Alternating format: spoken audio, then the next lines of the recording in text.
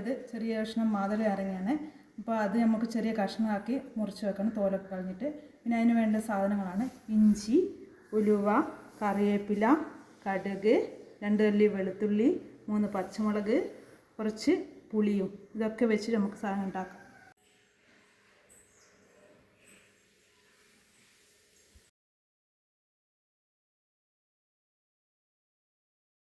നാരങ്ങ മുറിച്ചിട്ടുണ്ട്. അപ്പോൾ ചെറിയ കഷ്ണങ്ങളാക്കിയെല്ലാം വെച്ച് ഒതുക്കി വെച്ചിട്ടുണ്ട്.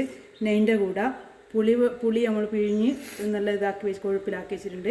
പിന്നെ വെളിച്ചെണ്ണ, പിന്നെ മുളക് പൊടി കുറച്ച്, പിന്നെ ഉപ്പ്, പിന്നെ കടുക്, വെളുത്തുള്ളി 2 അല്ലി, പിന്നെ കായ്മുളക്, പിന്നെ പച്ചമുളക് 3 ഇഞ്ചി, ഉലുവ, കറിവേപ്പില, പിന്നെ അതിൻ്റെ വിട്ടുപോയതാണ് വെല്ലം. അത് കുറച്ച് മധുരത്തിന് വേണം.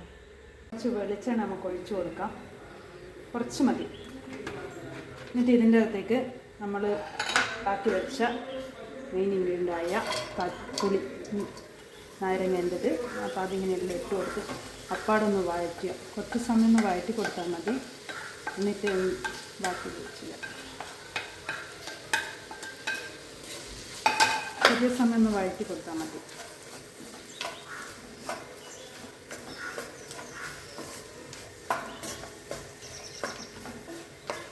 കുറച്ച് ഉപ്പ് ഇടും, ആവശ്യത്തിന് പിന്നെ നോക്കിയിട്ടിടാം. ഇപ്പോൾ തൽക്കാലം ഉപ്പിട്ട് ചെറുങ്ങനെ ഒന്ന് വഴറ്റി കൊടുക്കാം.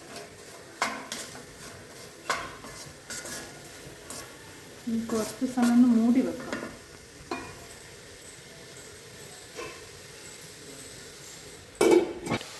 കുറച്ചൊന്ന് വാടിയൊക്കെ വന്നിട്ടുണ്ട്. നമുക്ക് ഇതിൻ്റെ അകത്തേക്ക് വെളുത്തുള്ളി മുറിച്ച് വെച്ചതാണ്, പിന്നെ പച്ചമുളക്,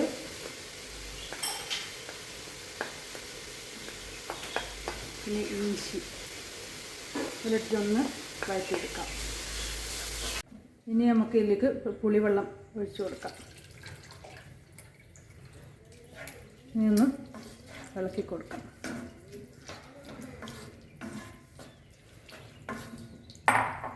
ഇനി ഇതിൻ്റെ അകത്ത് മുളക് പൊടി ചേർക്കണം, കുറച്ചിട്ടൊന്ന് എരിവിന്.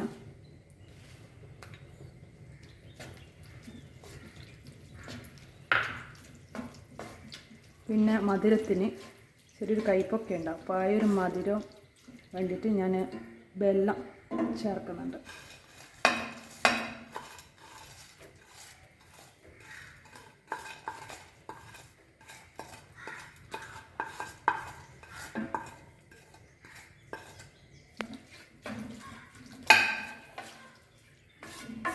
കുറച്ചുകൂടി ഒന്ന് ഉപ്പിട്ട് കൊടുക്കാം.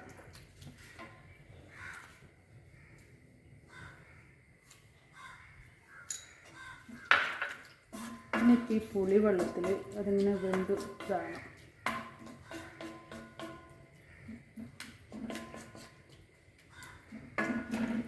ഇതിൽ നിന്ന് വേട്ടെ, നമുക്കൊന്ന് മൂടി വെക്കാം.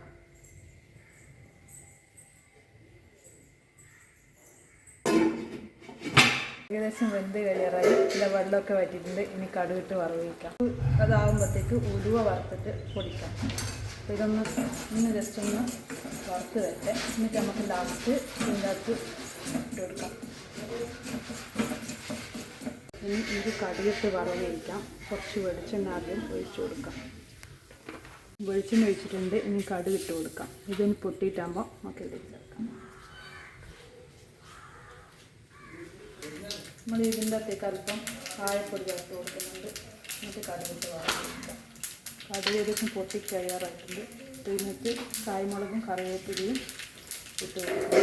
എന്നിട്ട് ഇതിലേക്ക് ചേർത്ത് കൊടുക്കാം. കടുക് പൊട്ടിക്കഴിഞ്ഞിട്ട് ഇനി ഇതിലേക്ക് കായ്മുളകും കറിവേപ്പില ഇട്ടിട്ടുണ്ട്. നമുക്ക് ഓഫ് ചെയ്തിട്ട് നമുക്ക് ഇതിലേക്ക് ഇട്ട് കൊടുക്കാം. ഞങ്ങൾ ഇളക്കി യോജിപ്പിച്ച് അവിടെ മൂടി വെക്കാം. നമ്മളെ കറി പുളിങ്കറി റെഡിയായിട്ടുണ്ട്. നല്ല സ്വാദിഷ്ടമായ പുളിങ്കറി.